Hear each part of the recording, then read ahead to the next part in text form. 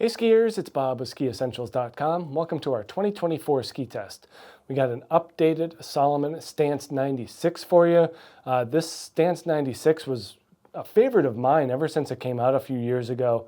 And fortunately, with the updated construction, that hasn't changed. In many ways, I've kind of found a new respect for this ski in terms of its shape and application.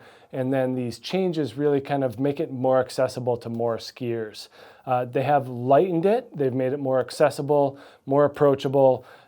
You could say that those are euphemisms for taking it down a notch. But overall, that high end is still right there. It's not a huge drop.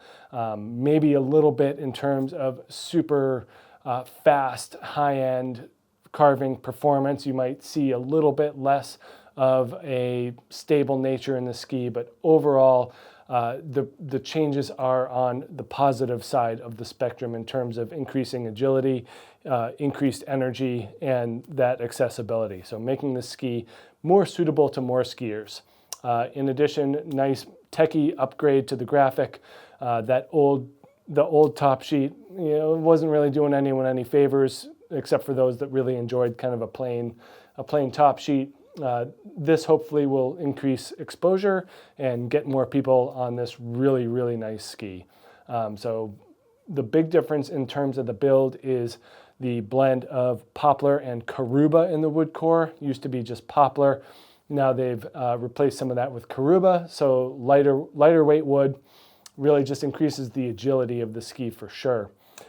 We do get that metal twin frame technology, so that upper layer of metal does have these windows cut out in the tips and the tails, and instead of metal they use carbon and basalt stringers in order to boost the energy, taking weight down a little bit, but really does a great job at making kind of the initiation phase and the completion phase of the turn high energy, great rebound, really precise and agile. And then the other thing they did with this metal frame is they put these slits in the metal in between the window and the sidewall, tips and tails. And what that does is it allows for greater articulation of the ski in a torsional stiffness standpoint. So it makes it easier to get up on edge. So you're up at a higher edge angle, faster and cleaner than you were before, allowing the ski to kind of twist with the terrain and the snow conditions.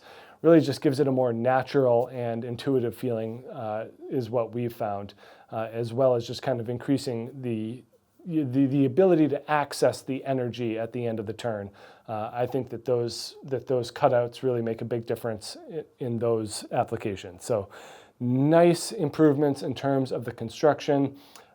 We still have the same shape overall, same footprint.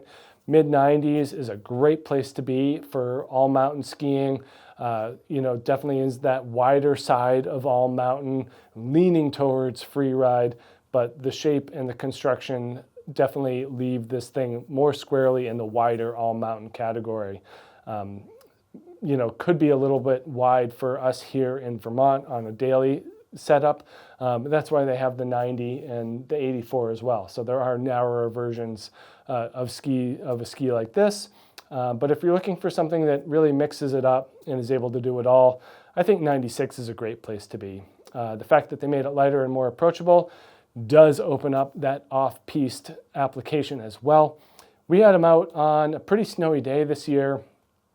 Took them in the trees, took them in the bumps. Was really impressed at how they handled both of those situations. And that's kind of where the older 96 could be construed as slightly cumbersome. This new 96, more agile and a little bit more approachable. On the scale here in this 182, we are at 1,923 grams, so just south of that 2,000 gram mark. It feels lighter because of that swing weight and just is able to make a bunch of different turns at a bunch of different times. Kind of more of a straightforward profile with that camber underfoot. Not a ton of rocker. This is kind of where the all mountain realm sets in. Some tip rocker here right at the top of the window is where that lines up.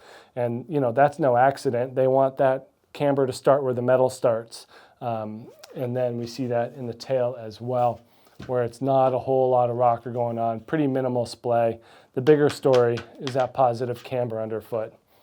And then I would just call it with appropriate taper. Nothing crazy going on here. Doesn't make the ski stand out in any way. Just makes it easy and kind of in that general category of being able to do everything and being a versatile ski for anything from soft snow to relatively firm groomers.